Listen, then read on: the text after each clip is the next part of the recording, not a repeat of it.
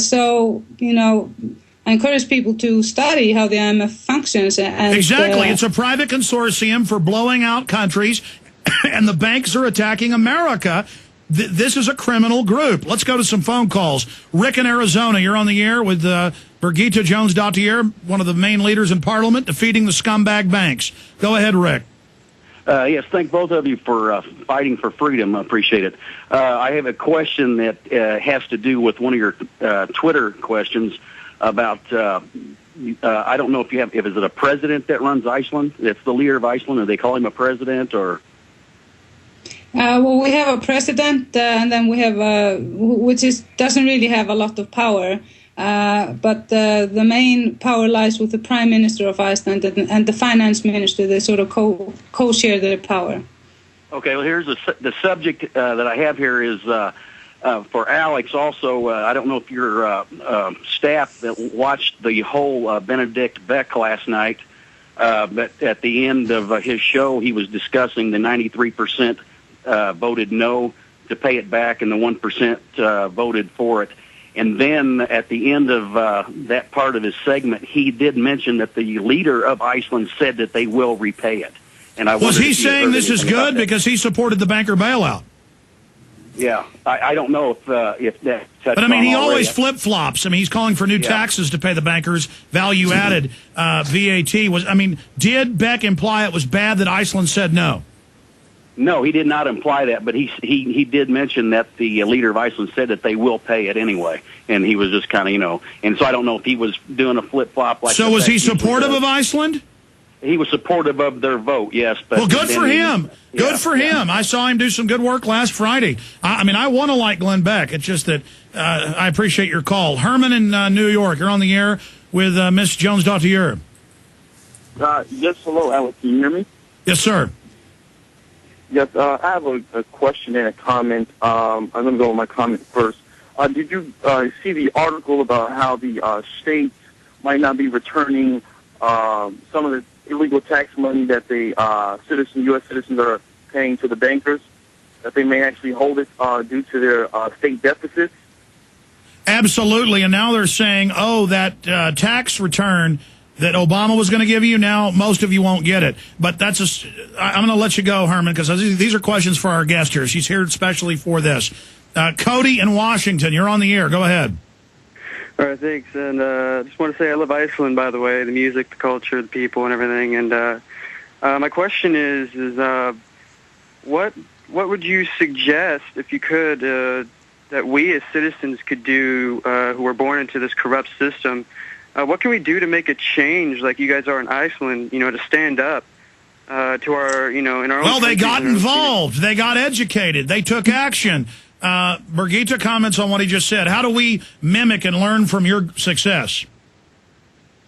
Exactly like you said. Just go and do it. I mean, we had 8 weeks before election. We had no money, but we used the internet. We used all research we possibly can do, and we went and talked to people everywhere, and basically because people were hungry for change, you could involve so many people. And what we decided to do was not to hang our agenda on left or right politics. We decided to have an agenda, a checklist, a sort of a hit and run movement that would go inside, for example, the Parliament and try to implement real changes there.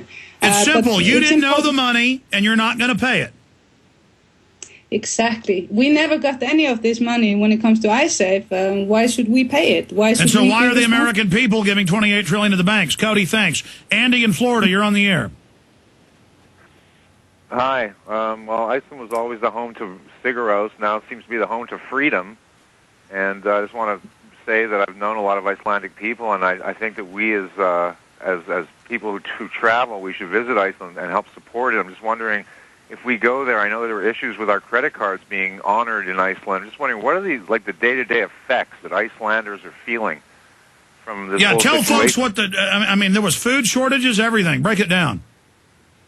Well, we have all the credit lines opened again, and because it's a relatively small system, it was we could quite quickly recover or get back on track. There are no problems with any cards now or anything like that. So you can easily use your American credit card in Iceland or any credit card. What the big problem we're facing now is that, before the collapse, we had like 1% unemployment. In 1 month, it shot up to 10%, and now we're dealing with something around 14%.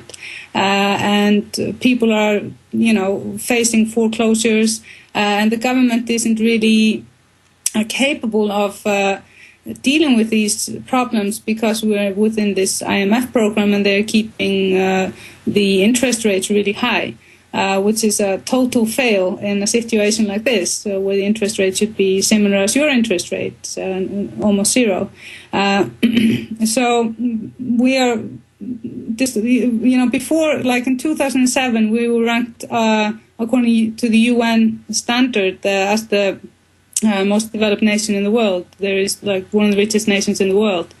So this is a huge leap in a really short period of time. And there is a massive exodus. There's a lot of people moving away from Iceland because they see no hope being here. And I think it is critical to stop that exodus and to try to find a common vision among the Icelandic people. Absolutely. I mean, we see how the banks destroy societies. The only first world country in Latin America, Argentina's been destroyed by them. And we see them holding you hostage, cutting off the credit cards, cutting off the trade, trying to force you into submission, but you said no. So it is important for people to support what you're doing. We're going to come back in a final segment with our guest. Earlier this morning, I got a call from Tyrell Ventura wanted to talk to me, and I was on a break. I had to go. And I think it had to do with this. We just got this. Jesse Ventura had an article up on Huffington Post.